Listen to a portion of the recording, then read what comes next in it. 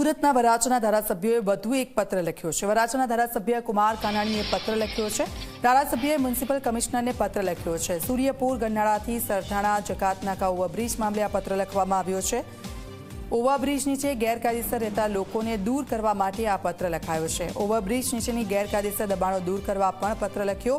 Overbridge નીચે મોટા વાહનોનું પાર્કિંગ થાય છે। પાર્કિંગની આડમાં ગેરકાયદેસર ધંધા થતા હોવાનો પણ ઉલ્લેખ આ પત્રમાં થયો છે। અફીણ ગાંજા ડ્રગ્સનું વેચાણ થતું હોવાનો પણ ઉલ્લેખ છે।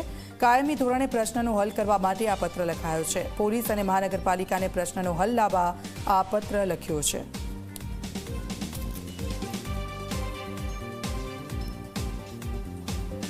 આ બ્રિજ નીચે ગેરકાયદેસર લોકો ફક્ત રહેશે એવું નથી, વસવાટ કરે એવું નથી, પણ એમના ધંધા પણ 2 નંબરના છે।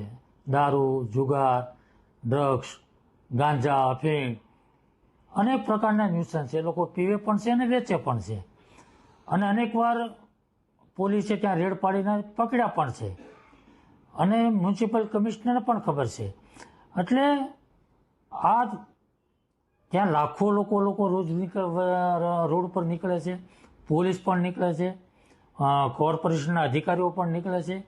આ બધાને આ પ્રશ્નની ખબર છે, અને વર્ષોથી લેખિત મૌખિક રજૂઆતો થઈ રહી છે, પરંતુ આ પ્રશ્નનો હલ કાયમી રીતે થતો નથી, અને એટલા માટે મેં પત્ર લખ્યો છે।